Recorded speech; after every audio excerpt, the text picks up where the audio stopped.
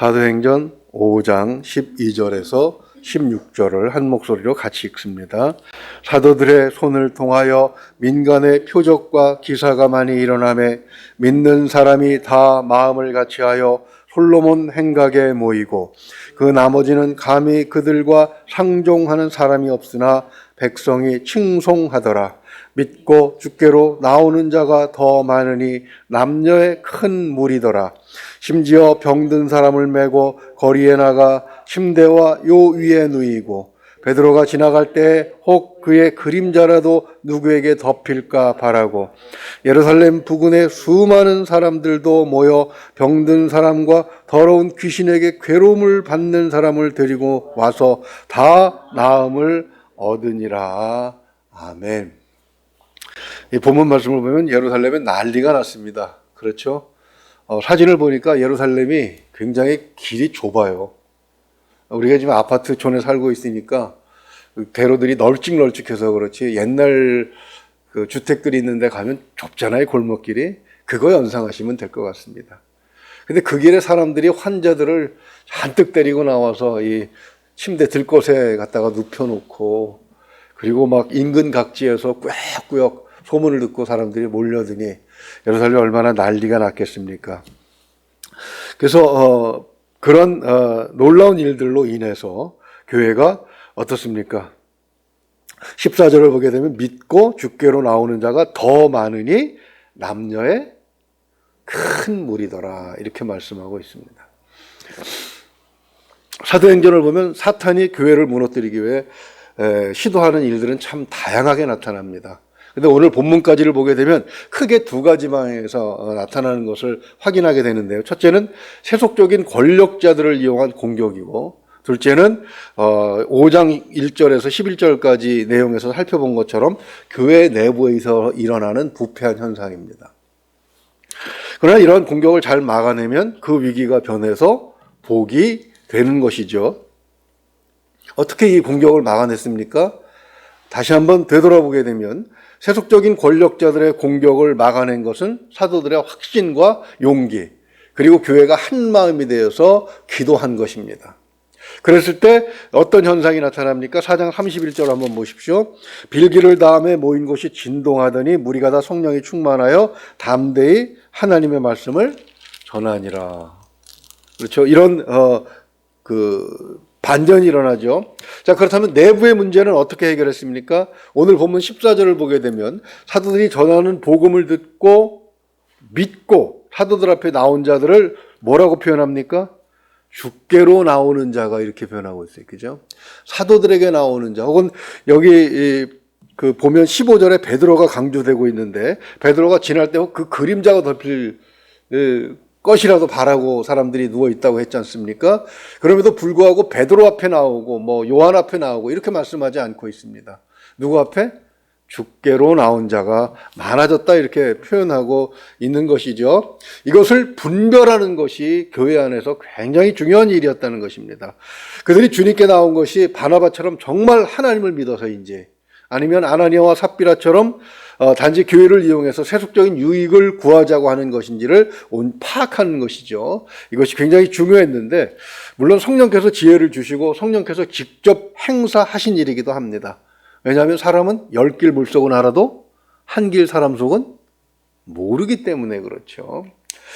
그러면 어떻게 이렇게 성령의 능력이 충만하게 역사하느냐? 이것은 외부적인 공격을 막아내기 위해서 한 마음으로 기도한 것이나 또 이런 일을 행한 것이 성령이 충만하게 역사하신 것이나 동일한 동전의 양면 같은 것입니다. 왜요? 성도들이 한 마음으로 교회를 위해서 기도하고 복음을 위해서 기도할 때 성령께서 그 교회에 강하게 역사하셨기 때문에 외부에 공격이 들어오든 내부에 어떤 문제가 발생하든 다 해결할 수 있었다, 그런 얘기가 되는 것이죠. 그래서 이런 기도와 성도들의 한 마음으로 기도하는 것과 또 문제를 인식하고 또 그것을 위해서 마음을 하나로 모으는 것, 그것과 성령이 충만하게 역사하시는 것은 동전의 양면과 같다. 이렇게 표현하기도 합니다. 오늘 본문 12절과 13절이 바로 그것을 보여주는데요. 한번 같이 읽어볼까요? 다시 한번. 사도들의 손을 통하여 민간의 표적과 기사가 많이 일어나매 믿는 사람이 다 마음을 같이하여 솔로몬 행각에 모이고 그 나머지는 감히 그들과 상종하는 사람이 없으나 백성이 칭송하더라. 솔로몬 행각이라고 하는 것은 성전 중에 아마도 그 사람들이 많이 모여서 이렇게 함께 집회를 할 수 있는 그런 장소가 있었던 것 같습니다. 그런데 13절에 보게 되면 그 나머지라는 말이 나옵니다. 즉 이런 기사와 이적 표적을 보고도 믿지 않는 자들, 주 앞에 나오지 못하는 자들, 여러 가지 이유가 있을 수 있습니다. 바로 그런 것들 때문에 나오지는 못하지만 무엇은 할 수 없었다, 상종할 수 없었다는 것은 무슨 뜻입니까? 시비를 걸지 못했다는 얘기죠.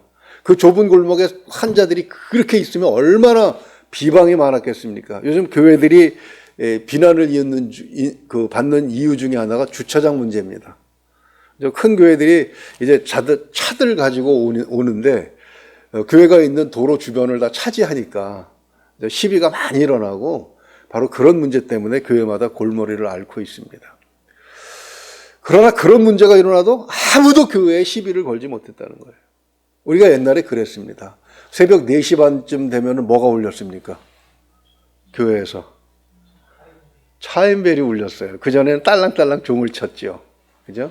차인벨이 울려도 누구 하나 새벽 4시 반에 잠 다 깨는데 누구 하나 시비 안 걸었습니다. 왜 그랬습니까? 교회를 두려웠어요. 우리의 처음에 교회, 6.25 지나고 나서 교회가 가진 힘이 그리고 교회를 향한 두려움이 그만큼 컸다는 얘기입니다. 무슨 행사가 있어서 교회가 주변에 무슨 엄청난 일을 막 이렇게 하고 그 좁은 도로를 다 차지하고 뭘 해도 시비를 못 걸었어요. 제 기억에 그렇습니다. 그리고 교회에도 뭐 중고등부 학생들, 청년들이 나오면 다 믿음이 좋습니까? 친구 따라 나온 놈, 여학생이 있으니까 나온 껄렁껄렁한 인간들. 그런 인간들이 예배 끝나고 교회 바깥에 모여서 옹기종기 모여가지고 사고들도 많이 쳤던 기억이 나요. 그래도 다 덮어줬어요. 왜요? 교회가 가진 그런 존재가 있었기 때문에, 그 두려움이 있었기 때문이죠. 지금은 어때요? 교회가 뭐라고 얘기하면 너나 잘해, 그러면. 참 답답하고 안타까운 문제지만 오늘 본문으로 다시 돌아가면 그렇습니다. 바로 이런 표적과 기사를 통해서 하나님께서 이렇게 역사하신 이유가 무엇인가? 언제 일어났고 왜 일어났는가? 그리고 한 가지 질문을 더 붙이자면 왜 지금은 그런 일이 일어나지 않는가? 라고 생각을 해볼 수가 있습니다. 그러나 결론을 먼저 말씀드리면 지금도 일어난다는 사실이죠. 이 의미, 그 본문의 의미만 정리하게 되면 그렇습니다. 이 표적과 기사는 새로운 시대를 여신다는 하나님의 의미입니다. 지금 하나님께서 보증을 하시는 것이죠. 오늘 본문은 주님께서 부활 승천하시고 불과 몇 달 사이에 일어난 일입니다. 즉 사도들을 통해서 복음의 시대가 막 이제 출범을 한 거죠. 이럴 때 과연 신앙적 정통성을 가지고 있는지에 대해서 사람들은 어때요? 확인할 수가 없는 것이죠. 또 합류하기를 망설일 수밖에 없는 그런 이유도 있습니다. 그래서 히브리서 2장 4절은 이렇게 말씀합니다. 하나님도 표적과 기사들과 여러 가지 능력과 및 자기의 뜻을 따라 성령이 나누어 주신 것으로서 그들과 함께 증언하셨느니라. 즉 이 표적과 기사는 하나님께서 그들을 하나님이 보내신 자들이다. 그리고 그들을 통해서 새로운 시대의 문을 여는 그런 증표로 하나님께서 보증하신 것임을 알 수가 있는 것이죠. 그러한 것은 지금에만 해당되는 것은 아닙니다. 성경 전체가 그런 모습을 보여줘요. 아브라함 때부터 모세 전까지는 그렇게 놀라운 기적들이 많이 나타나질 않습니다. 다른 사람들이 볼 때 놀랍다 할 만한 기적들은 크게 일어나질 않아요. 그러나 모세 이후부터 어떻습니까? 애굽에 내려진 10가지 재앙으로부터 시작해서 홍해가 갈라지고 아침 저녁으로 만나와 메추라기 하늘에서 떨어지고 반석에서 물이 나오고 하는 이런 놀라운 기적들은 바로 새 시대가 이제 하나님께서 새 시대를 열어놓으셨다라는 그런 의미가 되고 모세를 하나님께서 보내신 자라는 그런 의미가 되는 것이죠. 선지자의 시대가 문을 열릴 때도 그랬습니다. 엘리야, 엘리사 선지자 시대가 어땠습니까? 막 죽은 사람이 일어나고 천국 그 불말과 불병거의 하늘의 군대가 사람의 눈에 보이고 이런 놀라운 일들이 일어난 것은 바로 선지자 시대. 하나님께서 이스라엘 민족에게 마지막으로 기회가 주어지는 거죠. 선지자를 통해서. 그리고 그 시대가 바로 예수 그리스도 메시아에 대한 복음을 가장 활발하게 전한 그런 시대이기 때문에 그런 새 시대를 열어서 비로소 그들이 하나님께서 보내신 자임을 확증하게 하고 그 말을 듣게 하시려고 바로 이런 표적과 기사를 주시는 것임을 알 수가 있습니다. 그러나 이 표적과 기사는 또 다른 것으로 우리가 하나님을 볼 수가 없고 그 기사와 이적을 하나님께서 주신 것이라고 어떻게 믿을 수 있느냐. 한 가지가 더 추가되는 데 있는데 그것이 바로 복음입니다. 말씀이죠. 14절 한번 살펴볼까요? 앞에서 읽었던 거죠. 믿고 주께로 나오는 자가 더 많으니 남녀의 큰 무리더라.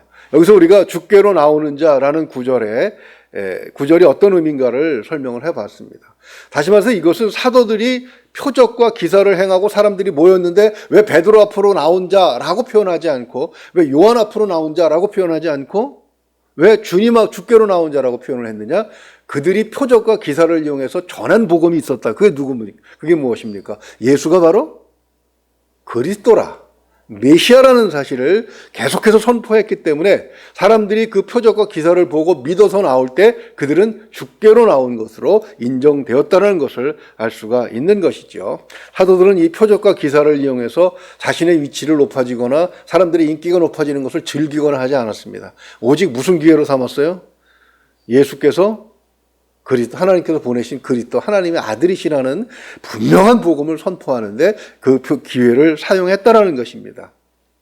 이것이 중요한 것은 그래서 오늘 본문 12절을 보게 되면 사도들의 손을 통하여라는 말을 하고 있습니다. 이것이 중요한 것은 표적과 기사가 그렇게 사용되지 않는 경우가 성경에 많이 기록되어 있기 때문에 그렇습니다. 우리가 출애굽기를 지난 시간에 했는데 출애굽기 7장 22절을 보게 되면 애굽의 요술사들도 자기들의 요술로 그와 같이 행함으로 바로의 마음이 완악하여 그들의 말을 듣지 아니하니 여호와의 말씀과 같았더라. 그러니까 그들의 요술은 무엇을 하기 위해서 행해지는 겁니까? 하나님의 일을 방해하기 위해서 사용됩니다. 그래서 신명기 18장 10절에서 11절을 보게 되면 하나님께서 모세에게 그렇게 명령하시죠. 이제 이 민족이 가나안 땅에 들어가서 땅을 차지할 텐데 가서 해야 할 여러 가지 일 중에 한 가지를 말씀합니다. 그의 아들이나 딸을 불 가운데로 지나가게 하는 자나 점쟁이나 기룡을 말하는 자나 요술하는 자나 무당이나 진언자나 신접자나 박수나 초혼자를 너희 가운데에 용납하지 말라. 오히려 이스라엘이 믿고 따라야 하는 사람은 신명기 18장 15절에서 언급됩니다. 내 하나님 여호와께서 너희 가운데 내 형제 중에서 너를 위하여 나와 같은 선지자 하나를 일으키시리니 너희는 그의 말을 들을지니라. 그의 말을 들을지니라 이렇게 표현하고 있는 것을 봅니다. 그런데도 유대인들은 유독 무엇만 찾아요? 표적만을 찾았습니다. 주님은 그러한 시대를 이렇게 표현하고 있죠. 마태복음 16장 4절을 보게 되면 악하고 음란한 세대가 표적을 구하나 요나의 표적 밖에는 보여줄 표적이 없느니라 하시고 그들을 떠나가셨다. 무슨 말씀입니까? 표적과 기사만 원하는 것은 주님과는 상관이 없는 일이라 그런 뜻이죠. 자, 사도들에게 표적과 기사를 행하시는 이유를 한 번 더 생각을 해보려고 합니다. 앞에서 말씀드린 것처럼 본문 12절은 사도들의 손을 통해서라는 구절을 명백하게 못 박아놓고 있습니다. 그것은 왜 그렇습니까? 하나님께서 사도들을 보내셨다는 인증이라고 말씀드렸죠. 사실 이 표적과 기사는 다른 성도들에게도 부여가 됩니다. 6장 8절 한번 넘어가 보십시오. 6장 8절 보게 되면 뭐라고 되어 있습니까? 스데반이 은혜와 권능이 충만하여 큰 기사와 표적을 민간에 행하니. 스데반은 사도가 아닙니다. 그죠? 교회의 여러 가지 일을 해결하기 위해서 뽑힌 집사 중에 한 분이시죠.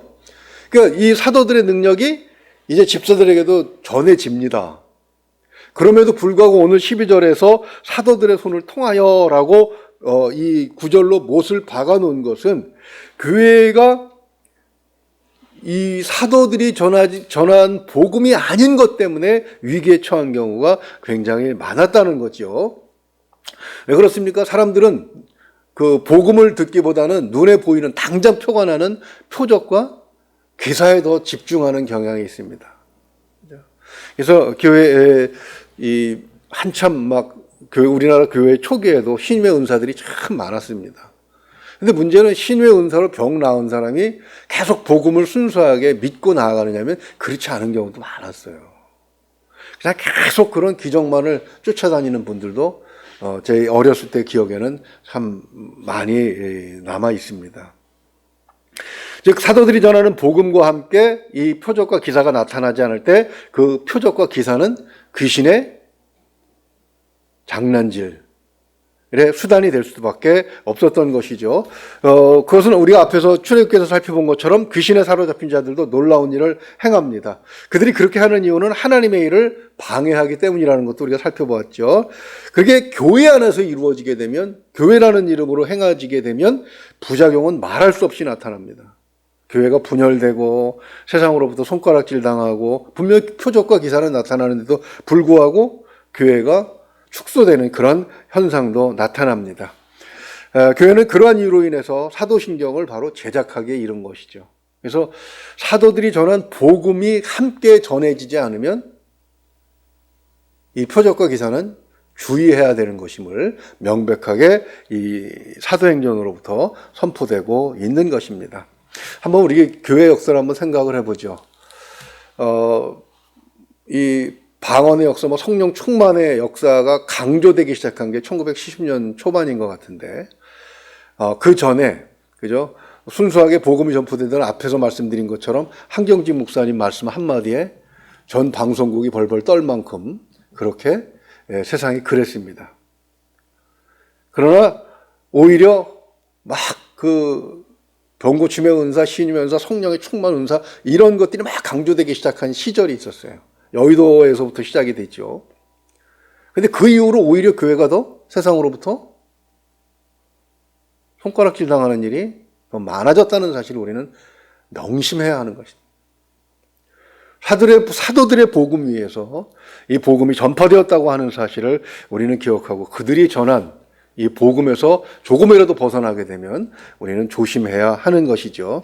바로 그렇게 사도들이 예수 그리스도에 대한 복음을 전했기 때문에 믿고 주께로 나오는 자가 더 많아졌다고 14절은 말씀하고 있습니다. 그런데 여기 14절 하반절에 보게 되면 남녀의 큰 무리더라 이렇게 돼 있죠. 여기를 굉장히 주목해야 되는데 이 본문에 보게 되면 그 4장 4절을 보게 되면 말씀을 들은 사람 중에 믿는 자가 많으니 남자의 수가 약 5천이나 되었더라. 여기까지는 남자만 중요합니다. 그러다가 여자가 등장하는 게 5장이죠. 아나니아와 삽비라에서 그 부부간의 그 역할이 중요하게 등장을 합니다. 그러면서 오늘 본문 14절을 보게 되면 드디어 남녀의 무리가 나오게 되는 것이죠.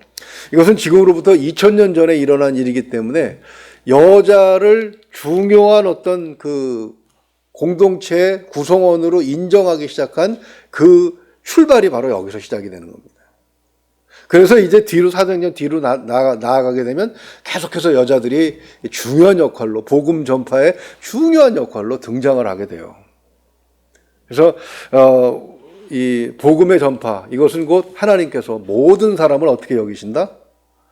남녀, 노소, 신분이나 민족 상관없이 귀하게 여기시는 바로 그 특징을 복음이 가지고 있음을 이 사도행전을 통해서 우리는 다시 한번 확인하게 되는 것입니다.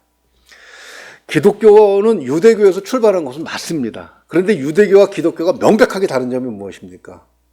오늘 본문에 보게 되면 심지어 병든 사람들이 베드로의 그림자라도 지나갈까 해서 예루살렘 거리를 가득 메웠다고 했습니다. 그죠? 그 사람들이 다 누굽니까? 바로 예수 그리스도께서 십자가에 못 박혀 있을 때 돌멩이 던지고 침 뱉고 모욕했던 사람들입니다. 십자가 그 바리새인들의 음모에 동원이 되어서 예수 그리스도를 십자가에 못 박으라고 선동했던 사람들입니다. 그러나 그들에게 하나님의 은혜가 덮쳐졌어요. 그래서 15절과 16절에 보게 되면 여기 믿음이라는 표현이 없습니다. 하나님께서 무조건 부어주셨어요. 이것이 바로 기독교가 가진 특징입니다. 예수 그리스도를 십자가에 못 박은 자들까지도 하나님께서 찾아오면은 은혜를 주시는 분이 하나님이시라는 것. 그러나 유대교는 어떻습니까? 원수는 죽여야 돼요. 용납이 되지 않습니다. 그래서 지금 저 유대교 보니까 그 옆에 팔레스타인, 블레셋이죠. 거기서부터 미사일이 800발이 날라와서 많은 사람들이 죽었던데 90%를 막아내는 훌륭한 무기를 가지고 있다고 하더라도 10%는 떨어졌단 말입니다. 사람들이 참 많이 죽었고 또 보복한다고 해서 또 블레셋 사람들이 또 수도 없이 죽고 다쳤습니다. 그러나 기독교는 어떻게 가는 겁니까? 예수 그리스도를 십자가에 못 박은 사람들까지도 하나님께서 믿고 돌아오면 회개하면 받아들이는 바로 그런 특성을 기독교가 가지고 있는 것이죠. 저 이스라엘 사람들이 그들이 원하는 평화를 얻으려면 어떻게 해야 됩니까? 샬롬을 얻으려면 예수 그리스도 앞으로 돌아오는 방법밖에 없는 것입니다. 그런데 간혹 기독교에도 이 유대교적 전통으로 돌아가려고 하는 그런 어리석은 사람들이 나타나서 우리를 당혹스럽게 합니다. 마음은 되게 좋죠. 왜? 원수를 때려 부시자 하면은 너무나도 좋으니까.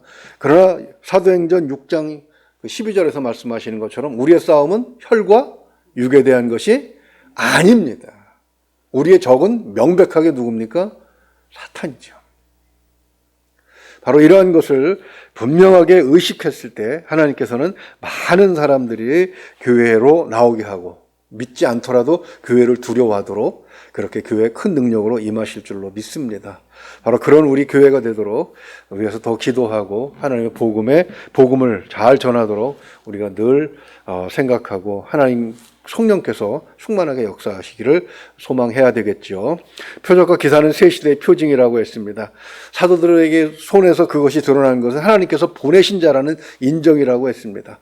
사도들이 전한 복음은 사도들의 표적과 기사는 복음으로 더 확실하게 인정이 되었고, 즉 이 시대에도 이 표적과 기적은 나타나는데 그것이 정말 하나님의 복음이냐 하나님께서 행하신 일이냐 그것을 확인하기 위해서는 복음과 병행이 돼야 됩니다.